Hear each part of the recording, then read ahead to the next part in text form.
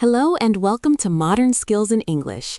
Today we're talking about something many students are feeling anxious about, the first job. That traditional entry-level job where you're supposed to learn the basics. News reports say many of these roles are disappearing, replaced by technology. It's creating a lot of uncertainty. It's more than uncertainty. It feels unfair. I'm doing everything I'm supposed to do.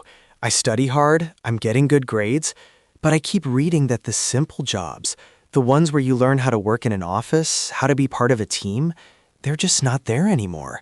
It feels like the first step on the career ladder has been removed. How am I supposed to climb it if I can't even get on it? That's the question everyone is asking. Most students see this as a problem of disappearing jobs. They're looking at the empty space on the ladder and feeling stuck. Exactly. What else is there to see? What if we're looking at the wrong thing? We've been taught that the goal is to get the first job, but maybe the job itself was never the real goal. What do you mean? Of course it's the goal. You need a job to get experience. You need experience to get a better job. And what is experience? What did that first job actually give you? I don't know. Skills, I guess? It taught you how to do things.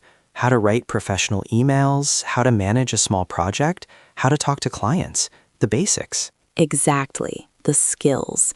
The job was just the place where you were given those skills.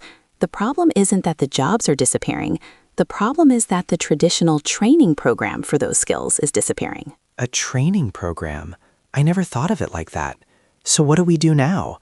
If companies aren't providing the training, who is? That's the real question. Let's start with what most people believe. The common belief is that your university degree is your most important asset. It's the key that unlocks the first door. Yes, that's what our parents and teachers tell us. A good degree shows you're smart, that you can learn. And for a long time, that was true. A degree was a strong signal to a company that you were a safe investment. They were willing to invest time in training you because your grades proved you were capable of learning. But that's not enough anymore? In a world where companies need people to solve problems from day one, that signal is weaker. A degree shows you can understand theory. It shows you can pass exams, but it doesn't show you can do anything. The idea that a degree by itself is enough to get you a good start is becoming obsolete. Obsolete. Wow. So all this studying, it's not worthless, but it's not the whole story? Think of it like this. Your degree is the strong foundation of a house. But a company today doesn't want to buy a foundation. They want to buy a house that is at least partly built. They need to see the walls, the roof. They need to see what you have built on top of your foundation. So if I'm a business student, my degree is the foundation. What are the walls? The walls are the things you've done. Imagine two students applying for a marketing job. Both have the same degree. The first student's resume just lists their courses. The second student volunteered for 3 months to manage the social media account for a small local cafe. They can show the posts they created, the small increase in followers they achieved. Who has the stronger application? The second one, obviously. They have proof. But that sounds like getting an internship, which is just as hard as getting a job. This is the second belief we need to look at. The belief that you need to wait for someone, a manager, a company, to give you permission to start working, to give you tasks. Well, yes, that's what an employee is. Someone gives you a job and you do it. How can I learn if no one is there to teach me or tell me what to do? That way of thinking assumes the company has the time and resources to guide you from zero. But with simple tasks being automated, they need people who can guide themselves. They are desperate to hire people who already know how to start. They are searching for initiative. Initiative. Taking action on your own. But what if I don't know what action to take? It's a lot of pressure. It feels like pressure if you think you have to do something big and perfect, but initiative can be small. Let's go back to the idea of a training program. A company used to give you one. Now you have to build your own. You become your own first manager. My own first manager? What does that even mean? It means you give yourself your first project. Forget about jobs and internships for a moment. Think about a skill you want to learn. Let's say project management. The old way was to hope you got a job where a manager taught you. The new way? You find a small local charity that needs help organizing their annual fundraising event. You volunteer. You create a simple schedule. You track tasks in a spreadsheet. You send update emails. You are managing a project. You took the initiative. Okay, I can see how that's different. You're not waiting for permission. You just find a problem and try to solve it. But that leads to another problem. How do you even talk about that in a job interview? This brings us to the third common belief. Students believe they can just list soft skills on their resume. Words like teamwork, communication, problem solver. I have all of those on my resume right now. Everyone says to put them there. And every hiring manager ignores them because they are empty words without proof. Think about it. Anyone can write, "I am a great problem solver." It means nothing. It's an abstract claim. So what's the alternative? The alternative is to stop telling and start showing. You need to provide evidence that is tangible. Tangible proof, like the student who ran the social media for the cafe? Exactly. They don't need to write skilled in social media marketing on their resume. They can just write, grew cafe's Instagram followers by 20% in 3 months. Then they can show the account. It's real. It's tangible. If you say you are a good writer, where is your blog? If you say you are organized, show me the plan you made for that charity event. Don't list your skills. Document your projects. That makes sense, but it still feels hard. If this is all true, why do even good students who do projects and volunteering still struggle?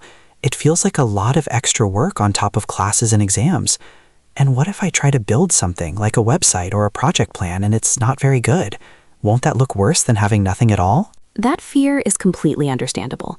The fear that your attempt won't be perfect, but you're judging your first attempt by the standard of a professional's 10th year. The goal of your first project isn't to be perfect.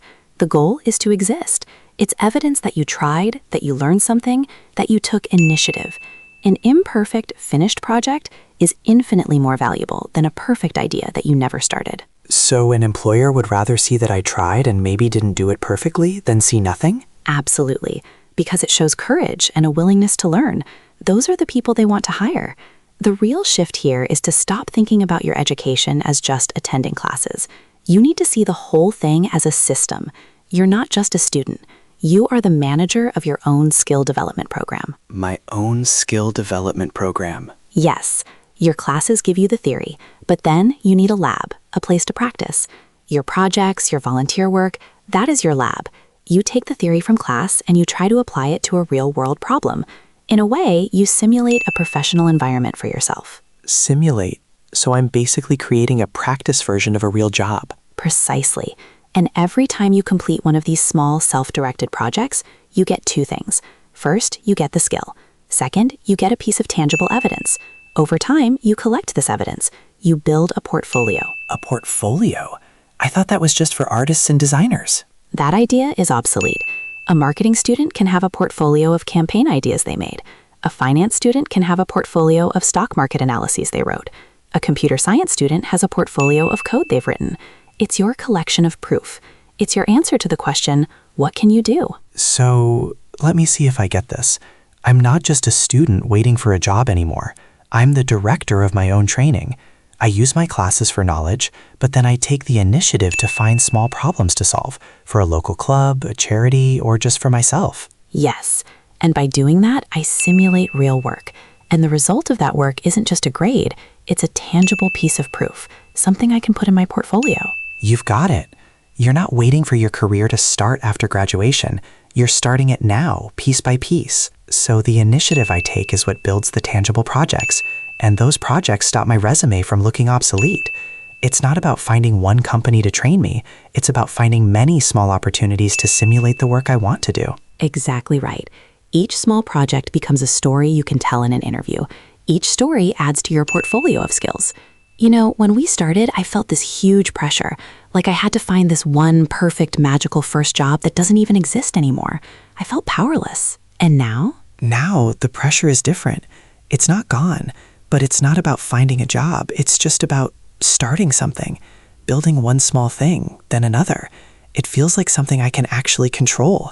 The goal isn't this giant, scary job interview in the future. The goal is just to finish the small plan for that volunteer event next month. That feels possible. It feels much lighter. And that is where the real work begins. Hello to everyone listening. We hope this gave you a new way to think. If there's a challenge you're facing in your studies or career that you'd like us to talk about next, please let us know in the comments.